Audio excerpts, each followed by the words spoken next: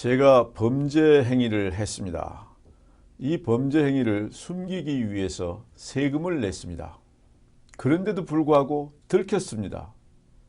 이럴 경우에 제가 범죄 행위를 숨기기 위해서 낸 세금을 돌려달라고 하면 돌려줄까요? 안 돌려줄 것 같죠?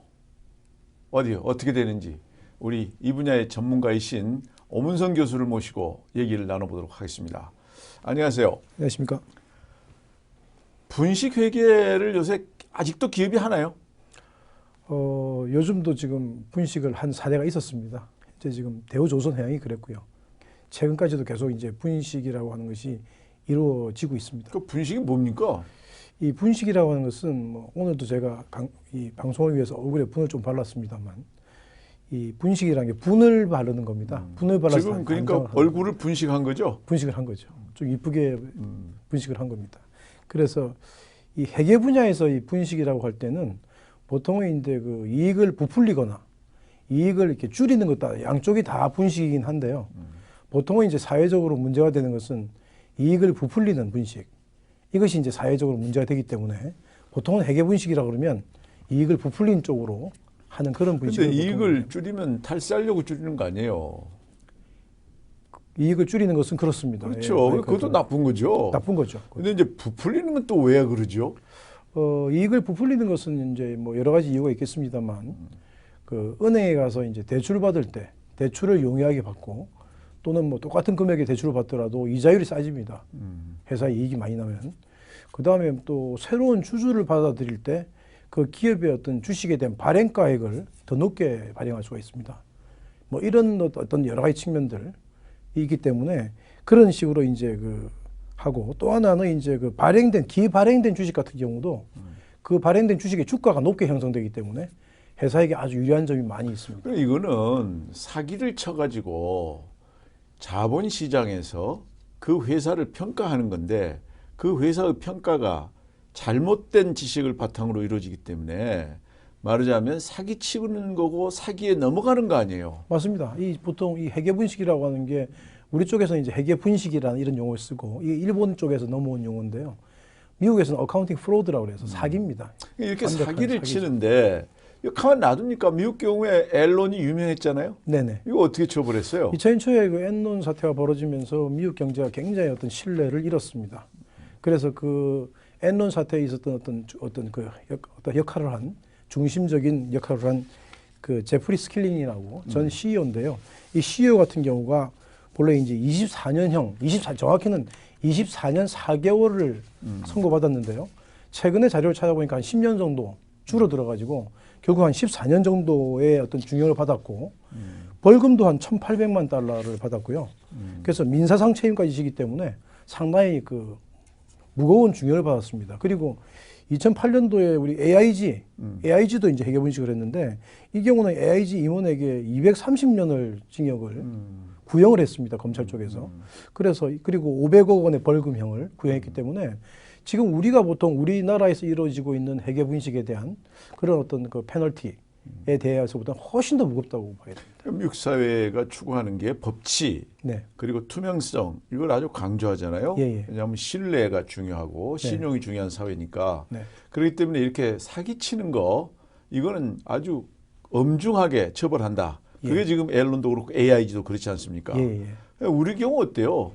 우리 경우는 실은 이제 2000년 초에 분식 회계를 한 해당 기업의 CEO에게는 징역 3년, 집행유예 5년을 선고했는데요. 지금 제가 이제 자료를 쭉 찾아보니까 가장 이제 보통 평균적인 형의 선고가 이제 그 징역 3년, 집행유예 5년입니다. 그러면 감옥에 안 들어가는 거 아니에요? 안 들어갑니다. 실은 실형을 받는 건 아니고 이제 집행유예가 돼버리니까 5년 동안 잘 이제 있으면은 그게 이제 들어가지 않는 것이죠. 참 우리가 생각에는 좀 말도 안 되는 것 같은데, 네.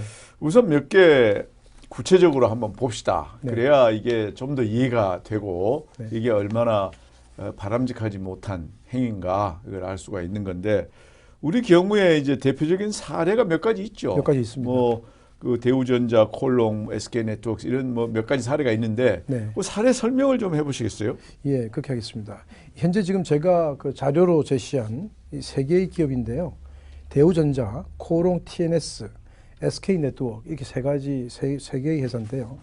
이 대우전자의 경우는 이제 분식회계 규모가 2조고 이로 인한 이제 사후적인 사기 대출 규모가 한 9,400억. 코오롱 TNS가 분식회계 규모가 2,100억 정도 되고요. 사기 대출 규모가 1,500억 정도 됩니다. 그리고 이제 SK네트워크가 분식회계 규모가 1조 5천억인데 여기 자료에 가면 사기 대출 규모 현재 적혀 있지 않아서 제가 지금 알 수가 없는 상태입니다. 사기 대출이라는 것은 네. 결국은 여기다가 돈을 맡긴 예금 네. 한 사람들, 네. 이 사람들한테 손해를 줬을 가능성이 있고 네. 또는 은행한테 손해를 줬을 가능성도 있고 네. 만약 이 당시에 여기다 대출해준 은행이 구조조정, 은행 자체가 구조조정을 당했다면 이건 국민 세금으로 메꿨을 가능성도 있는 거 아니에요. 예, 그렇습니다. 예, 그렇기 때문에 더 나아가서는 결국 기업이 분식회계를 하면 우리가 기업을 못 믿게 되잖아요. 예. 또 이거에 따라서 노사 간의 상호 불신에 의해서 분쟁이 생기기도 하고 예, 예. 증권시장 전체가 불신에 휩싸일 수도 있고 이렇게 이 금융시장, 자본시장을 어지럽히는 행위인데 네. 그런데 이게 들키니까 내가 그때 돈 많이 벌었다고 했기 때문에 세금을 내는데 네. 내가 사기친 게 들켰으니 그 세금 낸 거는 좀 되돌려 주시오. 이런 게 바로 지금 이 사람들이 한 거 아니에요? 맞습니다. 근데 대법원에서 세금을 어떻게 돌려줬나요? 대법원에서 현재 지금 이렇게 이제 분식 회계를 해가지고 네. 실제로 이익을 많이 줄였다가 나중에 그 분식 회계가 적발됨에 따라서 이익이 이제 줄어드니까 늘었다가 줄어드니까 가세관청에다 세금을 돌려달라고 한 그러한 어떤 그 법인세 부가 취소 소송에서 지금 요 기업들의 손을 들어준 상태죠. 그래서 그 기업들의 손을 들어준 이유는 대법원의 어떤 판단에 대한 기준은 가장 이제 쉽게 말씀드리면 실질적으로 그 이익이 줄어 있는 상태, 이익이 줄은 상태가 실질 상태이기 때문에 실제 거래 상태이기 때문에 그 부분에 대한 존중을 하고 그 부분에 대해서 결국은 가세관청이 특별히 우리가 여기서 보고 있는 몇 가지 기준이 있습니다. 그런 어떤 모순된 행태냐, 또 심한 배신 행위가 있었느냐, 그 다음에 그 가세관청이 어떤 그런 기업을 믿어준 데 대한 신뢰에 대해서 보호할 만한 가치가 있느냐, 뭐 이런 세 가지 어떤 판단. 그런 거는 이제 법률적인 거니까 예, 예. 뭐 대부분이 법적 근거 없이 네네. 그런 조치를 했을 리는 없잖아요. 네네. 그건 법률적으로는 어떤지 모르겠는데 네네. 우리가 갖고 있는 소위 양심, 네. 사회 정의라 그럴까요? 네. 이런 그 양심에 비추어 보면 이거는 사기쳐서 네. 대출 많이 받으려고 사기쳐가지고 네. 대출은 일단 받았단 말이에요. 네. 그러고 나서 사기쳤다는 게 들키니까 돈 많이 벌었다고 했기 때문에 낸 세금, 그 낸 세금은 돌려주라. 네. 그러나 사기쳐서 얻은 대출, 이건 뭐 다른 문제다. 예. 이거 아니에요. 그렇습니다. 예. 만약 그 원리대로 하면 대출 받은 것도 돌려줘야 되잖아요. 예. 그래야 무슨 배신도 아니고 뭐 양심도 속이지 않는 건데 사기쳐서 받은 대출은 그대로 받고 사기치기 위해서 낸 세금은 되돌려 받고 네. 이게 좀 말이 됩니까? 근데 지금 보면은 그 미국의 어떤 분위기에서 보고 있는 그 분식 회계 그리고 한국에서 보고 있는 분식 회계의 어떤 좀 나름대로의 좀 다른 측면이 조금은 느껴집니다. 어떤 측면이냐면 아까 우리 원장님께서 말씀하셨지만 이러한 어떤 크나큰 범죄 행위에 대해서 미국은 이제 법치에 대해서 중요하게 생각하고 그 부분에 대해서 사회적으로 미친 아주 부정적인 영향, 그 영향에 대해서 크게 보거든요. 다시 말하면 일반적으로 한 사람을 뭐든 살해한 것보다 이런 어떤 어카운팅 프로드라고 하는 회계 분식이라고 하는 것은 더 큰 범죄 행위다. 그래서 그렇게 보기 때문에 상당히 중한형을 내리지 않습니까? 그런데 우리 같은 경우는 대부분이 보면 뭐 3년 징역에 5년 집행유예라고 하는 이런 일반적인 그런 어떤 형태의 어떤 벌을 이렇게 내리는 거 보면 상당히 우리가 좀 가볍게 보는 거 아닌가. 거기다가 또 세금까지 돌려주기 때문에 만약에 회계 분식을 하고자 하는 사람들 그 법인 입장에서 보게 되면 이게 그렇게 회계 분식을 하게 되면 내가 크나큰 벌을 받고 거기에 대해서 아주 치명적인 내가 복구 불가능한 그런 상황까지 가야 되는데 세금은 돌려받고 형은 약하기 때문에 회계 분식을 하지 않겠다고 하는 그런 마음이 좀 덜할 것 같다는 생각이 그러니까 듭니다. 이걸 경우를 보면 네. 뭐 저 같아도 유혹을 받겠는데 네. 회계 분식을 해서 가령 대우전자 이건 뭐 옛날 얘기긴 합니다. 네네. 옛날 얘기입니다만 9,478억을 대출 받았단 말이에요. 네. 거짓말 해가지고 사기쳐가지고. 네. 그런데 그 사기치기 위해서 돈을 벌었다고 했기 때문에 세금을 234억을 법인세를 냈단 말이죠. 네. 그런데 사기쳤다는 게 들켰단 말이에요. 그런데 9,478억은 대출은 그대로 안 갚고 그때는 세금만 돌려달라. 이건 상식적으로 좀 그렇잖아요. 그런데 왜 대부분이 그 아까 얘기한 그런 여러 가지 법적인 그 이유 때문에 그런 판단을 했겠지만 네네. 뭐 간단하게 그냥 아주 쉽게 예. 대부분이 이런 판결을 한 근거를 좀 말씀해 주시겠어요? 예, 예. 대부분이 이제 이렇게 판단한 이유는 이런 거라고 보시면 됩니다.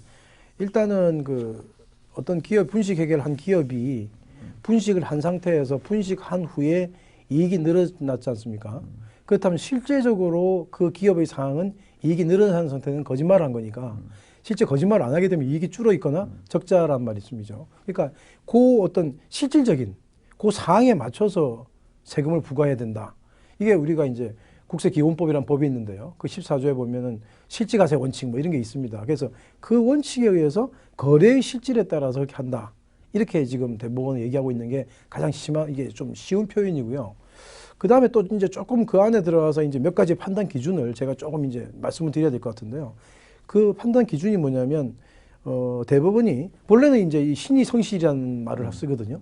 신의성실이 뭐냐면, 이 신의성실은 가세한청도 신의성실해야 되고, 납세자도 신의성실해야 된다. 이게 이제 우리 국세기본법 15조에 있습니다. 그런데 보통 그 납세자에 대한 신의성실은 납세자가 세금을 많이 했다가 나중되어서 세금을 그 많이 낸 게 잘못된 것이다. 라고 말을 뒤집는 거. 이게 이제 신의성실의 원칙에 위배된다고 가세한청은 이제 문제를 삼았습니다. 그런데 그러한 신의성실의 원칙에 문제를 삼을 수 있는 요건이 뭐냐 하고 그 대법원이 제시한 요건이 세 가지인데요. 아까 제가 잠깐 말씀드렸지만 납세 의무자에게 객관적으로 모순되는 행동이 있어야 된다. 이게 첫 번째 요건이고요. 또 하나가 그 행태가 납세 의무자의 심한 배신행위에 기인해야 된다. 아니 사기친 게 배신 아니에요? 그래서 이제 그 배신행위에 대해서 이제 대법원이 보고 있는 측면은 조금 다른 것 같습니다. 제가 말씀을 드릴 건데요. 세 번째가 그에 기해서 야기된 가세관청의 신뢰가 보호할 만한 가치가 있어야 된다. 요 세 가지를 이제 이렇게 보고 있는 것입니다. 그런데 보면은 대법원은 어떤 얘기를 하고 있냐면, 가세관청이 실제로 세무조사를 하지 않느냐, 실지 조사권을 가지고 있지 않느냐. 그러니까 언제라도 그 실질을 조사해서 가세해야 될 의무가 있는데 그 실질은 이익이 늘어난 상태가 아니라 줄어 있는 상태가 아니냐. 그렇다면 가세관청이 조사권도 들고 있는데 언제라도 그 조사해서 실질을 파악할 수 있는 그 권한이 있는 가세관청이 여기에 대해서 이걸 가지고 그 이익을 늘렸다가 줄여서 이거 세금 돌려달라고 하는 것이 이걸 가지고 심한 배신행위라고 볼 수 있느냐. 뭐 이렇게 판단을 한 것이 이제 우리 판결 주문에 그러니까 나와. 이제 과세관청이 해당 기업이 거짓말을 하는지 안 하는지를 정확하게 알고 있으면 되는데 왜 몰라가지고 그러느냐 뭐 그런 얘기네요. 좀 심하게 확장시키면 그런 말까지 되는 겁니다. 예. 그러면은 기업이 맘먹고 거짓말할 경우에 네. 그거를 이제 파악하기가 참 어려운데 네네. 가령 우리 둘이 평소에 친하게 지내는데 네. 내가 내 통장을 보여주면서 내 통장에 지금 1,000억이 있는데 이거는 좀 당신한테 맡겨놓을 테니까 나한테 500억만 빌려달라. 그러면 그 통장 믿고 빌려줄 거 아니에요. 근데 나중에 보니까 그 통장은 완전히 가짜 통장이란 말이에요. 네. 그런데 나한테 500억 이미 빌려줬잖아요. 네네. 그럼 나는 그 500억은 내 마음대로 써도 되고. 근데 그런 게 괜찮다는 얘기나 마찬가지인데 이게 이제 그럼 과세관청 입장은 어떻습니까? 가세관청 입장에서는 이제 납세자의 신의성실을 당연히 문제 삼았습니다. 삼았고 거기에 대해서 세금을 돌려주지 않겠다 그러니까 그래서 소송이 이제 벌어진 건데요. 결국은 이런 소송에서 이제 뭐 이 요거 중에 대부분은 뭐 대법원까지 갔고요. 여기 지금 그 SK 네트워크라고 하는 것은 지금의 조세심판원, 국세심판원 단계에서 승소해가지고 그 결론이 나버린 상태입니다. 그래서 결국은 이 문제에 대해서는 현재 뭐 기업들이 소송을 제기해가지고 진 사례가 없고요. 요 그러면 문제만 그 있어요. 이후로 네. 이게 잘못됐으니 법을 좀 고쳐야 되겠다 하는 그런 건 없었습니까? 근데 이제 요 그런 거는 없었고요. 현재 우리나라의 그 법인세법에 이렇게 분식회계를 한 기업이 나중에 이제 그 세금을 돌려달라고 하는 경우에 경정 청구라는 제도를 통해서 돌려주게 돼 있습니다. 우리가 이제 국세기본법에 보면 경정 청구는 세금을 많이 낸 사람이 돌려달라고 하는 건데요. 이 경정 청구의 본래 의미는 자기가 일부러 많이 낸 게 아니고 자기 어떤 착오나 그죠? 자기의 어떤 실수로 인해서 그걸 잘못 낼 수가 있거든요. 그럼 나중에 보니까 잘못 냈으니까 그럼 돌려주시오 하면 이제 그걸 이제 자기들이 알아서 이렇게 심사를 해 돌려주는데 여기에 지금 경정 청구는 여기서 경정 청구의 회계 분식 사건을 이렇게 보섭시키는 것은 실은 좀 잘못됐다고 생각하는 게요. 이 회계 분식은 의도된 자기가 잘못한 것도 아니고 자기가 실수를 한 게 아니고 의도된 다른 목적이 있었지 않습니까? 글쎄요. 은행 가서 대출을 받는다든지 주가를 조성한다든지 하는 이런 어떤 목적이 있었기 때문에 이 경우에 같이 넣어서 경정 청구로 지금 현재 그 만약 이렇게 되면 예. 이런 그 사기 때문에 피해받은 은행 네. 또 주식시장 같은 경우에 주식 투자자들 네. 또는 더 나아가서 CP 같은 거를 산 사람들 이 사람들의 피해로 대부분이 보상해 줍니까? 거기에 대해서는 보상을 안 해주고요. 다만 이제 그런 피해자들은 피해자들 나름대로의 어떤 소송 제도를 통해서 자기들이 이제 자기의 권리를 주장은 하지만 실제로 이제 그런 소송을 벌린다고 해서 그 소송에 대한 실제 실익이 있는지는 또 다른 차원의 문제라고 보입니다. 우리가 참 이 법을 믿고 살고 정의롭지 못한 거는 벌을 받는다. 이렇게 생각하면서 살고 또 이것이 정상적인 양심이라고 봅니다. 사기를 치기 위해서 그거를 정당화하기 위해서 낸 세금을 사기가 들키니까 돌려달라고 할 경우에 돌려줘라고 판결하게 되는 이 법은 좀 재고해봐야 되지 않을까요? 우리 사회의 정의를 위해서. 오늘 고맙습니다. 감사합니다.